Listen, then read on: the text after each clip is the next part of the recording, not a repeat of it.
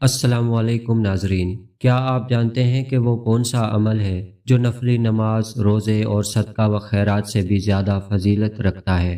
ہمارے پیارے نبی کریم صلی اللہ علیہ وسلم نے ایک بار صحابہ کرام سے یہی سوال پوچھا۔ آپ صلی اللہ علیہ وسلم نے فرمایا، کیا میں تمہیں وہ کام نہ بتاؤں جس کا درجہ نفلی نماز پڑھنے، روزہ رکھنے اور صدقہ و خیرات کرنے سے بھی زیادہ ہے؟ یہ سن کر صحابہ کرام حیران رہ گئے کہ بھلا نماز اور روزے سے بھی بڑھ کر کیا چیز ہو سکتی ہے۔ انہوں نے بڑے شوق سے عرض کیا، اے اللہ کے رسول صلی اللہ علیہ وسلم، ہمیں ضرور بتائیے۔ تب آپ صلی اللہ علیہ وسلم نے ارشاد فرمایا، وہ کام ہے دو دلوں کے درمیان صلح کروا دینا اور آپس کے تعلقات کو ٹھیک رکھنا، کیونکہ آپس کا بگاڑ، لڑائی جھگڑا اور دلوں کی رنجشیں دین کو مونڈنے والی ہے۔ اب اگر ہم اس بات کی گہرائی کو سمجھیں تو یہ پیغام ہمیں سکھاتا ہے کہ اسلام صرف مسجد تک محدود نہیں ہے، بلکہ یہ آپس میں پیار اور محبت سے رہنے کا نام ہے۔ اللہ کی عبادت تو اپنی جگہ بہت اہم ہے، لیکن جب دو بھائیوں یا دو انسانوں کے درمیان نفرت پیدا ہوتی ہے تو وہ پورے معاشرے کا سکون برباد کر دیتی ہے۔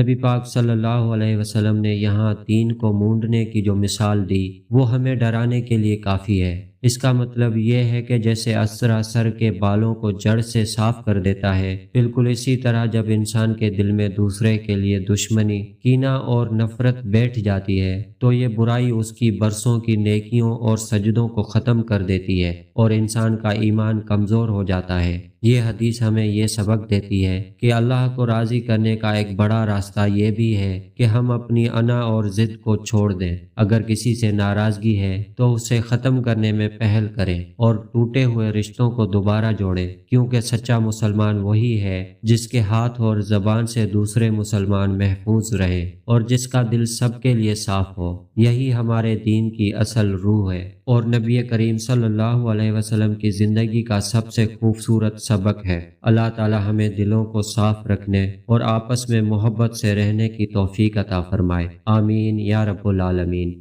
دعا ہے کہ دل میں نہ کوئی کدورت رہے، ہر ایک بھائی کے دل میں اپنی ضرورت رہے، مٹے دشمنی اور بس اب مروت رہے، جہاں بھی رہیں ہم وہاں بس محبت رہے۔ نیکی کی بات پھیلانا بھی صدقہ ہے۔ اس ویڈیو کو لائک کریں، شیئر کریں اور مزید ویڈیوز کے لیے ہمارے چینل منزل مومن کو سبسکرائب کریں۔ شکریہ۔